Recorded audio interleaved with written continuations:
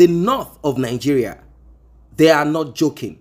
They have warned Bola Ahmed Tinubu, the president of Nigeria, should he in any way involve the military in Niger, there will be problem in Nigeria. There will be problem in Nigeria. Now, this could appear or sound like an empty threat. It could appear like it's nothing, like what those nonsense people talking. Are we going to bow for those in the north of Nigeria? Bola Ahmed Tinubu, you are the president. Do what you need to do, regardless of whatever it is that anyone is saying. Go ahead. You are not acting in your capacity as president alone. You're also acting alongside ECOWAS. Of course, ECOWAS consists of other presidents from different parts of West Africa. Now, what will be the result? The consequences of Nigerians' involvement in Niger. The Nigerians are already on the street, and somehow some group of people have prompted them to see Bola Ahmed Tinubu, the president of Nigeria, and Nigeria as the major. Well, I wouldn't blame them. The government of Nigeria decided, probably advised, I don't know, to take off the plug, make sure that Niger is in the dark. I mean, electricity was taken off from Niger.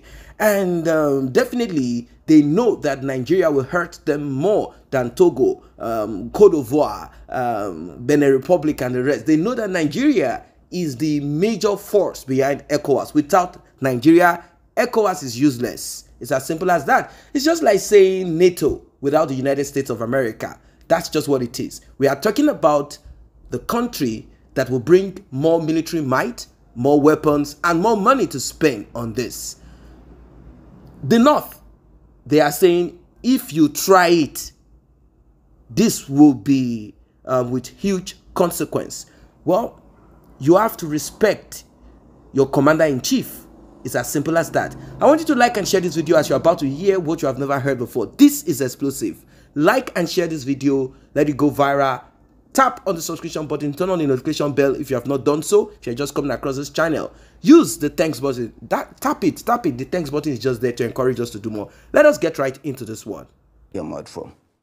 And if you listen to the Ivorian president, you could see obviously that he was not addressing us, because he was saying that the war is not between Nigeria and Niger, but it was a decision of ECOWAS.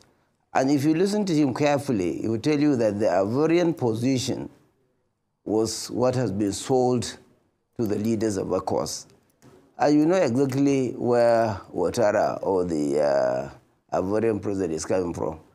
If you look at the history of ECOMAC, you could see there has never been a situation where they have been around us or around ECOMAC. Maybe because when we are going to Liberia, they thought Liberia being a British colony, I mean not a French colony, so they don't really care. But the basic issue is one has to be extremely careful with these sit-tight leaders. Because obviously the coup is not only the idea of military taking over government. A coup is actually where people extend their limit beyond what constitutionally is being provided for. That one is also a coup. When you rig yourself into an election, it's also a coup. So basically, the problem with these leaders is I am right, everybody else is wrong. Because one has to look seriously into the kind of thing that this guy is saying. And my fears are that we shouldn't allow these people to take us into another proxy war. Proxy war in the sense is that in Niger, the Wagner, the missionary groups of Russia are already there. And these people who are from the East is because Niger, Mali, and others are saying they are tired with the domination of French in the running affairs of their own country, so they want to be really independent. They have been telling us that you are more independent than us because our own independence is only a name. Our currency is being printed somewhere, and then the central bank of another country is the one that takes care of our own money. You go back, you take loan from your own money, and you pay interest. There are so many things that are going on wrong. And I can't see people like Ouattara have the moral right to start telling people that this issue is not Nigeria and Niger. As far back as the 18th century, when the Sultanate was established, there has been a very good cordial relationship between the two countries. And a number of Nigerian leaders happens to belong to the two countries. Nigeria recognized in dual citizenship. There are a number of Nigerian leaders that are partly here and partly there. So I can't see anybody who's telling us that if there's going to be a war, even if we are not around neighbors, with exactly. the one who Buhari said said it he said the president, it is actually a war those people between us, in because there are a number are of relatives Nigerians of that are his. going to So be it is affected clear as a result of that war. So I can see a contradiction in the release itself, because I believe the leadership, who happens to be our own leader, seems to be focusing more on diplomacy based on the missionaries that he has sent around. The former president was there together with the Sultan of Sokoto. Nobody seemed to know what has actually happened. And you see, you cannot really negotiate with the threat. The first thing that's made it very difficult for people to start thinking about this negotiation was the fact that you took a decision, cut off light, close the borders and what have you. You have a negotiation. You cannot negotiate with somebody on the basis of a threat. You should first negotiate. It is only when the negotiation fails that you think about what happened again. So I believe basically there is a lot of contradiction in the release itself. Two, I'm sure we should not allow this country to go into a proxy war between the West and Russia, because at the end of the day, if you look at what is happening in Ukraine, if you look at what is happening in Sudan, and in quite a lot of places you see around Libya that has virtually finished, you can see basically is this idea of pushing people to do certain biddings. And they use some of these sit-tight leaders to sell their own ideas around. And if you look at the background of Ouattara and what you see, virtually you find out that even when he was talking, you cannot exactly, he was not trying to report to people that this is what has happened. It was the decision or the ideas of a Ivorian government that has been sold to the Economic Community of West Africa. All right, thank you very much, Ambassador Meisule. I have two questions for you. The first question is, the communique from the ECOWAS summit says that they will explore all diplomatic options, and if that's exhausted, then they'll have to use military force. No timeline was given or indicators as to what would mean exhaustion of diplomatic options. At what point in situations like this would all diplomatic options be said to have been exhausted? Because as you've mentioned, and a number of people have said, we don't want to go to, Nigerians have expressed that they're not in support of going to war with Niger or applying military force. So at what point should we be looking at? Is there some form of timeline which wasn't communicated or indications that Niger is ready for dialogue or dialogue has been successful? And for the second question, I would like you to comment on Professor Usman Yusuf's take that a declaration of war against Niger is tantamount to a declaration of war against the north, that's northern Nigeria. Exactly, and the north are tired of that war. is just. They've been, war with Boko Haram, some form of war with Boko Haram for many years, and they just want peace. What's your take on this? Now let me start from the last one. There is no country in the ECOWAS community that has been with us at the time of our needs more than Niger. This happened during the Nigerian Civil War. It's happened even recently during the Boko Haram and what have you. They are the only ones that fall on us when there is a need for any one of them to help us. The idea of a time limit in negotiations, it all depends upon the approach. We started it in the wrong way, because you cannot actually start threatening people and then you start talking about negotiation initially. You should have done the negotiation first, and then you can decide what to do next. But you said cut off light, and you could look at the history of the light, that there was a dam that was supposed to be done in Nigeria, which was stopped so that they would be able to get the light from Nigeria. And definitely, if that dam has been put in place, Kainji is going to suffer. The power generation in this country will definitely going to come down. All these implications have not been sort of when people were taking hurried decisions. So obviously, there is the need of negotiation, and I'm sure with the kind of people that have been put in front, the negotiations, there is nobody who is in the right sense who will think about the war, looking at what happens to the other countries around us. Take recently the issue of Ukraine, just like I mentioned earlier. Take the issue of Sudan that I mentioned, and quite a number of them. Libya, as I said, is already a gone country. And nobody will take that kind of a mistake. And in Nigeria, the worst part of it, especially the 7 states that border Nigeria, there's too much intermarriages and relationships between them, including Kano, which is actually not bordering Nigeria, but Kano and Dora is actually flooded with migrants and destitutes, displaced people, persons, apart from the IDP camps that we have in sure that if you go along with the diplomacy, something positive is going to be achieved. The junta group may come down, and Nigerians are also going to come down. or ECOWAS itself will go and cut down, and then there will be a meeting point somewhere. But going to war is something that we should not think about it for now. Okay, real quickly, a couple of things. We had Emir Sanusi talk to the Nigerian authorities a couple of days ago. What's the possibility of extending that conversation? And let's also talk timelines. Is it realistic that Bazoum will come back? Some experts have posted that it's almost impossible, that the best we can get out of this conversation is a timeline for transition to civilian rule again in Niger, which had been done before. You know, when you look at the last coup during the time of Mamadou Tandja, when he was about to go for 3 terms, somebody stepped in, did a coup, and they had a transition period for about a year. You see, just like you rightly pointed out, what one was thinking of, ECO should have gone holistic. There are a number of military governments within ECO's rise now. You have Mali, you have Burkina Faso, and what have you. So you start thinking about how to stop it in the future occurrences. This has already happened, but the only thing is how to stop it.